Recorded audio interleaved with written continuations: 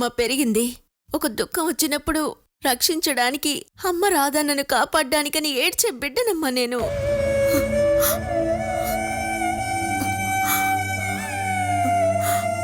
బాలా, ప్రేమని కూడా అడిగి దక్కించుకోవాల్సిన పరిస్థితమ్మా. ఇక నీ ప్రేమ నాకొద్దమ్మా. బాలా, పాపని నేను ఎత్తుకుంటాను.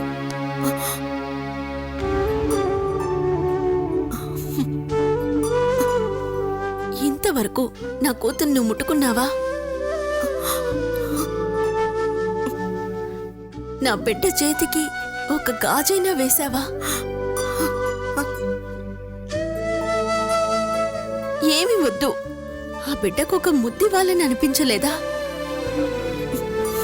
ఇంతవరకు లేని ప్రేమ బయలుదేరేటప్పుడు నాకు నా కూతురుకొద్దు.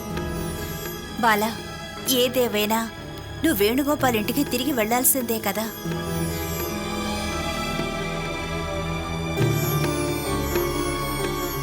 అది కాస్త ముందుగా వెళ్తున్నాను అనుకో.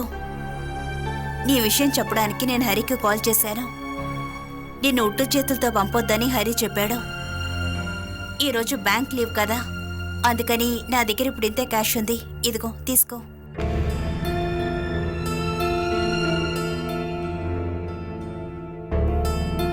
కట్నం అన్న పేరుతోనే నాకు సూరజ్తో పెళ్లి జరగకుండా పోయింది.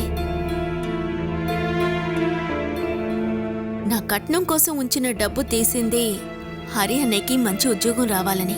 ఆ డబ్బుతోనే హరి అన్నయ్య ఫారిన్కి వెళ్ళాడు. ఆ ఉద్యోగంలో వచ్చిన డబ్బు వల్లే మీ వివాహం కూడా జరిగింది.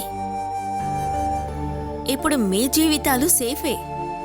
ఇందుకు ఫలితంగా నాకు దొరికింది నరకమైన జీవితం. ఇప్పుడు నాకివ్వాలని తీసుకొచ్చావే డబ్బు, ఇందులో ఎంతుందో నాకు తెలీదు. ఎంత ఉన్నా నేను ఒక్కరోజు అనుభవించిన టార్చర్కి వడ్డీకి కూడా ఇది సరిపోదు. ఇది నువ్వే ఉంచుకో. ఇది మన ఫ్రెండ్షిప్ కోసం మాత్రమే ఇస్తున్నాను. అవన్నీ ఎప్పుడో అయిపోయాయి. బాధలో ఆదుకునే వాళ్లే ఫ్రెండ్స్ అంటారు. అటువంటి మనసు నీకు లేనప్పుడు ఎందుకిదంతా? ముందులా కాదే. ప్రేమ, అభిమానం ఇప్పుడు మాటలు మాత్రమే అని అందరికీ తెలుసు. నువ్విప్పుడు నాకిస్తోంది ఒక టార్చర్ వెళ్ళిపోతోంది అన్న సంతోషంతో అని నాకు తెలుసు. నీ స్థానంలో నేనున్నా ఒకవేళ ఇలాగే ఉండేదాన్నేమో. అందువల్ల నీ మీద కోపం లేదులే. హరి అనే ఒక మాట కూడా అడగకుండా నీ పర్స్ నుంచి ఈ డబ్బు తీసి ఇవ్వాలని అనిపించిందిగా. బాలా, హరి చెప్పడం వల్లే ఇస్తున్నాను. నేను నమ్మానులే. ఇంకా వెళ్ళలేదా నువ్వు? పాపని తీసుకొని ఎందుకు నడుచుకుంటూ వెళ్తాం అనేసి ఆటోని పిలుచుకొచ్చాను. బండి ఇప్పుడు వచ్చేస్తుంది, త్వరగా వెళ్ళు. ఊరికే చూస్తూ ఉండకుండా వెళ్ళవే. ఏంటి అలా చూస్తున్నావు? మెడపెట్టుకొని బయటికి కట్టమంటావా? వద్దు, నాకెవరూ లేకుండా పోయారే అని తలుచుకుంటే బాధగా ఉంది. ఇంజనీరింగ్ కాదు, నువ్వు చదవాల్సింది MBA అయ్యుండాలి. బిజినెస్ నీకు బాగా వస్తుంది. లాభాలు మాత్రం చూసుకునే ఖచ్చితమైన మనసు నీకుంది. పెద్ద డైలాగులు కొట్టకుండా పాపని తీసుకొని వెళ్ళి ఇక్కడి నుంచి.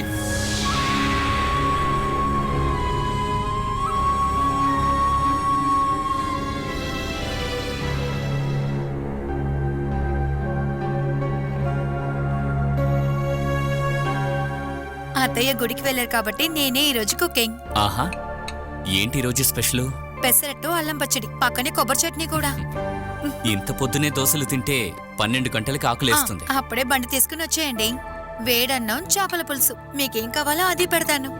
అయితే పచ్చడి, సాంబారు లేకుండా భోజనం లేదన్నమాట. నేను చేసిన సైడ్ డిష్లు మీరు తినే తీరాలి, అంతే. నేను ఇప్పుడే నిన్ను పిలవాలనుకున్నాను. అలా పిలవాల్సిన అవసరం లేదు. నేనేమి ఇక్కడ గెస్ట్ అని కనుక ఈ ఇంట్లో మనిషినే కదా. నేను పచ్చడి తీసుకొస్తాను, నువ్వు కూర్చో చెమ్మేలి. కూర్చోండి మేడం, నాకైతే బాగా ఆకలేస్తుంది. నువ్వెందుకు ఇక్కడ కూర్చుంటున్నావు? పాప దగ్గరికి వెళ్ళు. తినేసి వెళ్తాను మేడం. మర్యాదగా పాప దగ్గరికి వెళ్ళు. వెళ్ళు. తినడానికి 5 నిమిషాల కదా పడుతుంది. పాపం తినేసి వెళ్ళని. మీరెందుకు తింటం లేదు? అదే ప్రీతి. తనే రానివ్వండి, ఆలోగా నేను వడ్డిస్తాను. చాలు చాలు. ఏయ్, అది సరిపోదు. ఇదిగో, ఇది కూడా తినండి. నువ్వేంటి ప్రీతి, ఆకైకి ఇంత తక్కువగా టిఫిన్ పెడతావా? ఒక మనిషికి నువ్వు పెట్టే టిఫిన్ 3 దోశలా? మగవాళ్ళు బాగా తినాలి కదా. అది ఇవ్వు, నేనే పెడతాను.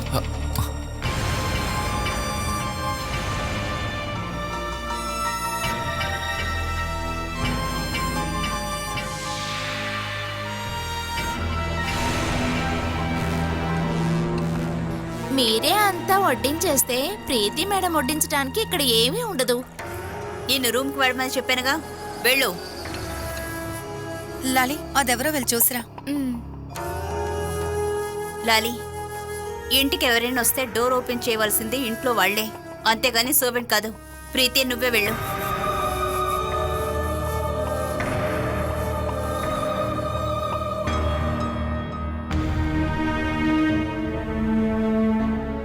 ఆర్కేని నేను చూసుకుంటాను. నువ్వు వెళ్ళి డోర్ ఓపెన్ చేయి ప్రీతి. వచ్చిందెవరో చూడు ప్రీతి.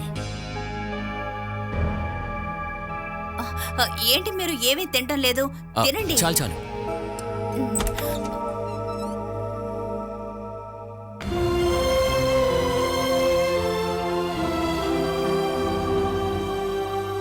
నువ్వెందుకిలా తేరిపార చూస్తున్నావు? నేను నిన్ను ఎదురు చూడలేదు. రా. సూరజ్ రా.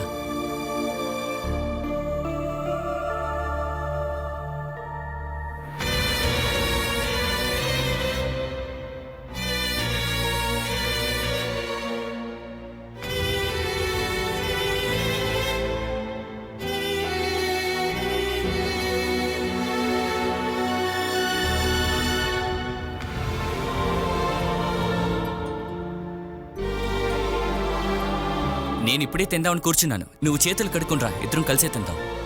నేను భోంచేసే వచ్చాను, మీరు తినండి. అయితే టీ పెట్టనా? ఓ గ్లాసు మంచినీళ్ళు ఇవ్వు. చమిలి, సూరజ్కి ఓ గ్లాస్ నిండా నీళ్ళు తీసుకురా.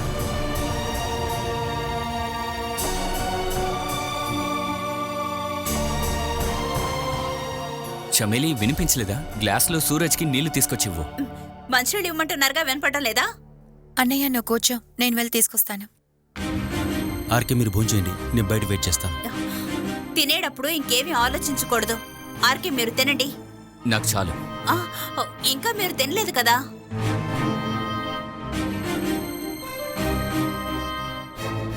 ఆర్కే, ప్లీజ్ నా కోసం ఒక్క దోశనే తినండి.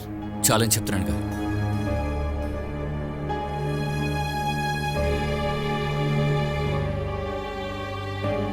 ఇదిగో.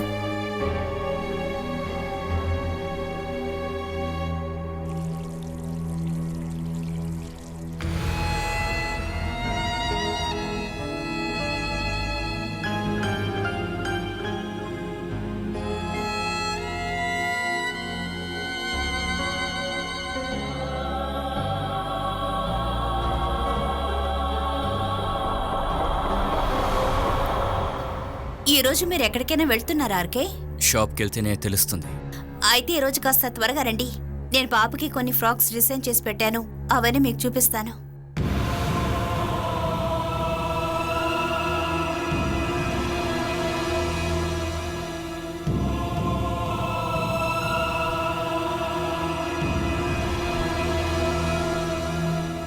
సరే, మనం బయట కూర్చుందాం. అక్కడ ఫ్యాను ఏసీ అక్కర్లేదు. చమేలి, అవన్నీ అక్కడే వదిలే, నేను తీసుకుంటాను. సూరజ్, పద.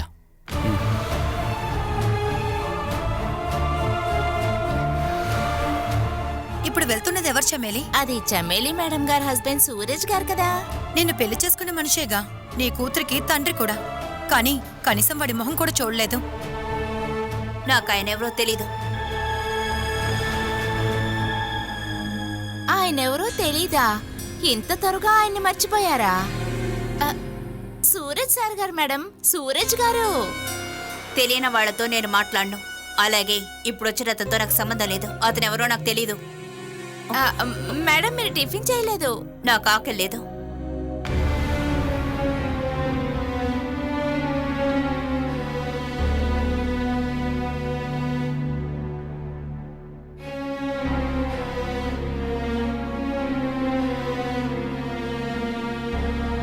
చమేలిని బిడ్డని బొత్తిగా చూడడం వీలు పడడం లేదని నేను ఇక్కడికి వచ్చాను. తనెందుకు నాతో ఇలా నడుచుకుంటోంది? దీనికంటే దారుణంగా మీ ఇంట్లో ప్రవర్తించింది. అప్పుడు తన మానసిక స్థితి బాగోలేదు. ఇప్పుడేమో నా మీద కోపంతో ఈ విధంగా చేస్తోంది. మీరది తట్టుకోలేరని నాకు తెలుసు. వదిలేయండి, మీరు బాధపడకండి.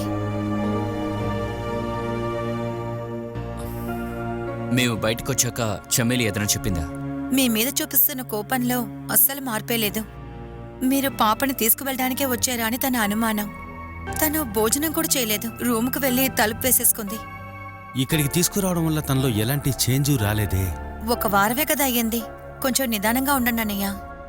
ఇదిగండి సారు, మేడం గారికి మీ మీదున్న కోపం మాత్రం తీరలేదు గాని ఇక్కడికి వచ్చిన తర్వాత బాబు చనిపోయిన విషయం మాత్రం మర్చిపోయింది.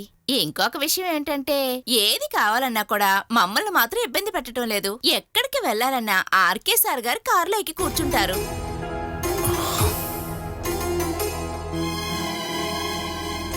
ప్రీతి, చెమ్మిలి ఇక్కడ స్టే చేయడం కరెక్ట్ కాదు. సూరజనయ్య, ఆది చనిపోయిన విషయం ఇప్పుడిప్పుడే తను మర్చిపోతుంది. అది అయిపోతే తను నెక్స్ట్ స్టేజ్కి వచ్చేస్తుంది. ఇక వెయిట్ చేయడం నా వల్ల కాదు. ఇంకా తనిక్కడే ఉంటే మీ లైఫే బాధిస్తుంది. అది కరెక్టే, మీ జీవితం పోయింది, ఇంకా మీ చెల్లి జీవితం కూడా దారుమారొకటి చూసుకోండి. మిమ్మల్ని ఎవరైనా అక్కడ వెయిట్ చేయమన్నారా? ఎవరు చెప్పలేదు. అయితే వెళ్ళండి. లాలీ చెప్పింది అక్షరాల నిజం. నాకు సహాయం చేయాలని ఈ భారాన్ని నువ్వు మోస్తున్నావు. అది నీకు చెడుగా మారకూడదు. ఇవన్నీ జరుగుతాయని తెలిసే నేను ఇక్కడికి తీసుకొచ్చాను. మనం 1 నెల చూద్దాం, మీరేమంటారు? తన ప్రవర్తన చూస్తుంటే తనలో మార్పు వచ్చినట్టే నాకు అనిపిస్తోంది. ప్రీతి చెప్పినట్టు 1 నెలల్లో మనం వెయిట్ చేద్దాం. ఇంప్రూవ్ అవ్వలేదంటే ట్రీట్మెంట్ చేయిద్దాం.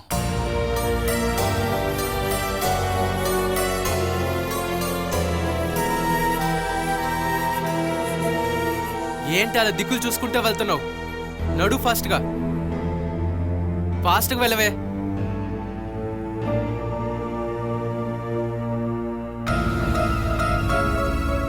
నాకున్న పరిస్థితులు వేరక్క, కానీ నీకలా కాదు. తప్పుగా అర్థం చేసుకుని నీ జీవితాన్ని పాడు చేసుకోవద్దు. నీ ఉపదేశాలేం నాకక్కర్లేదు. నిన్ను తీసుకొచ్చి ఇక్కడ వదిలేసి నిత్య పూజలు చేసుకుంటూ ఉండమని చెప్పాడు కదా, వాడిప్పుడేమయ్యాడు? అతన్ని చంపేశారా లేదా హాస్పిటల్లో ఏమైనా చేర్చారా? అవన్నీ నువ్వే వెళ్ళి తెలుసుకో. ఎందుకు? నేనిక్కడికి రావాలని ఎప్పుడు అనుకోలేదు. ఇన్నాళ్ళు ఒక గర్భిణి అన్న భయం నాకు ఉండేది. ఇప్పుడు అది లేదుగా. నేనున్నంత వరకు నా బిడ్డని కాపాడుకుంటాను. చంటి బిడ్డలతో పనులకెళ్ళి ఎంతో మంది ఆడవాళ్లున్నారుగా. జీవించగలమని వాళ్ళని చూస్తే అర్థమవుతుంది. ఎవ్వరి అండా లేకుండా నువ్వు రోడ్డు మీద పడతావు. అది చూశాకే నాకు తృప్తిగా ఉంటుంది. నిన్ను నా కూతురు కంటే ఎక్కువగా ప్రేమించాను. అలాంటి నా జీవితాన్ని నాశనం చేశావు. నిలవటానికి నీడ కూడా లేకుండా తిరగటం నేను చూడాలి. పెళ్లి చేసుకుని వెళ్ళిన చోట ఒక మృగంతో జీవించిన నాకు ఈ లోకం నాకు అందంగానే కనిపిస్తుంది. బతకడానికి ఏమైనా చేస్తాను, కానీ డబ్బు కోసం ఎవరి ముందు చేయి చాచను. పరువు నమ్ముకుని జీవించను. అందువల్ల వీధుల్లో నువ్వు నన్ను చూడలేవు. నీ కుటుంబ జీవితం నాశనం చేసింది నేను కాదు, అది నువ్వే పాడు చేసుకున్నావు. ఆ విషయం నీకు ఎప్పుడు అర్థమవుతుందో ఏమిటో.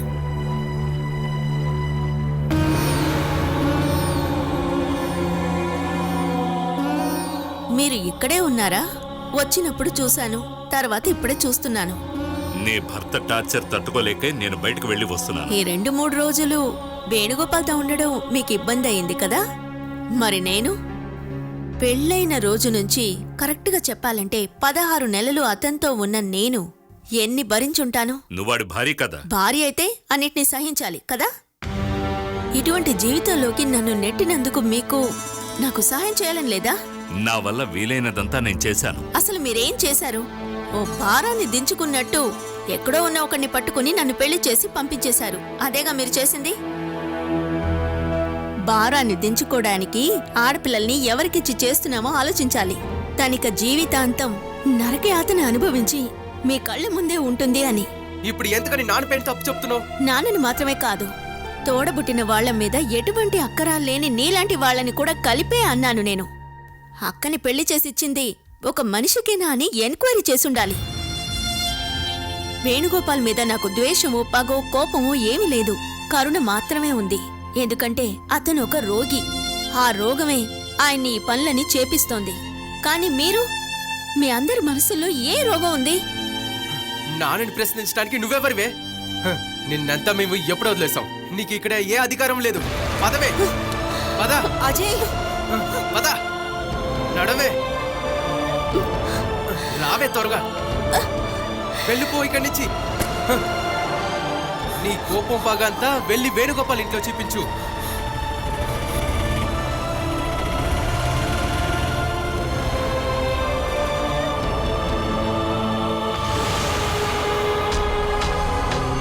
అదిగో నువ్వు వెళ్ళాల్సిన బండి. ఇక ఎప్పుడు ఈ ఇంటికే రాకూడదు. వెళ్ళవే ఇక్కడి నుంచి. ఏంటి అలా చూస్తున్నావు? వెళ్ళవే త్వరగా.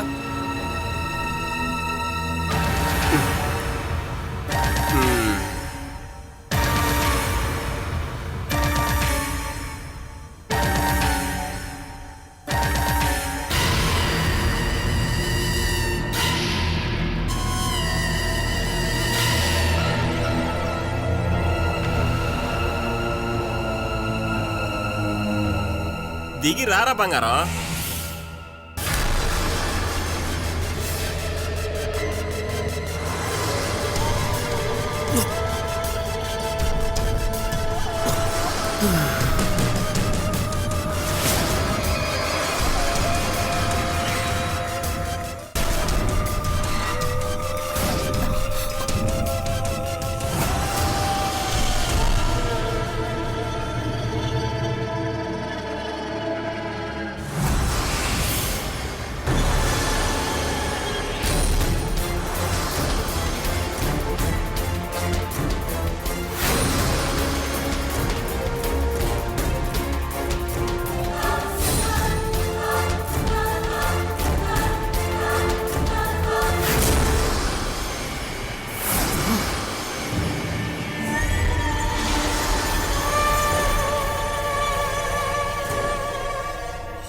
డేయ్, నా తమ్ముడిని కొట్టించి హాస్పిటల్లో చేర్పించింది నువ్వేనారా?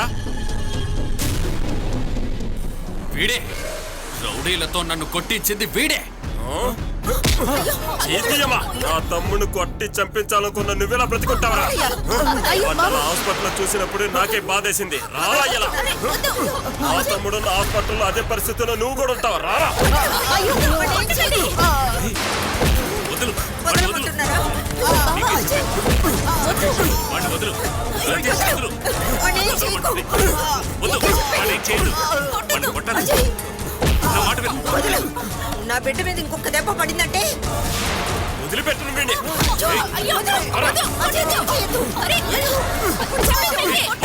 సతీష్,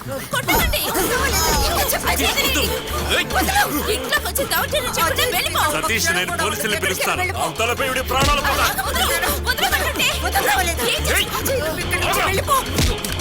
వదరా, కుక్క. మొత్తానికి రౌడీగాల్ని అరెస్ట్ చేస్తాం. అవరా. రాయ్. అది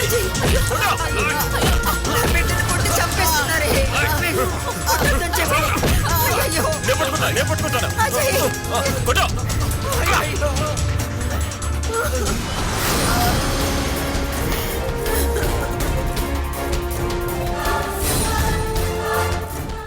నాకు నిద్ర పట్టలేదు. నేను సూరజ్ అన్నయ్య గురించి ఆలోచిస్తూ కూర్చున్నాను. చమేలి ఎవరో మూడో మనిషి చూస్తున్నట్టే చూసింది. ఒకవేళ తను సూరజ్ని పూర్తిగా మర్చిపోయిందంటావా? దానికి అర్థం వేరే ఎవరినో ఆ స్థానంలో చూస్తున్నట్టే కదా. అలాంటి అనుమానం నీకుందాన్ని కనుక్కోడానికి వచ్చాను. చమేలి పూర్తిగానే అబ్నార్మల్ అని నేను ఇన్ని రోజులే అనుకున్నాను. కానీ సూరజ్ అన్నయ్య ముందే మీతో తను తీసుకుంటున్న స్వాతంత్రం, చనువు చూస్తున్నప్పుడు అవన్నీ తను కావాలని చేస్తున్నట్టు నాకు అనిపిస్తోంది. ఒక భార్య భర్తని ఎంత నమ్మినా సరే పరాయి స్త్రీ తన భర్తని చూస్తోందంటే ఒక్కసారిగా భార్య చాలా బాధపడుతుంది. అలాంటి నిప్పురవ్వ నీ మనసుని కాల్చేస్తోందా? కొంచెంగా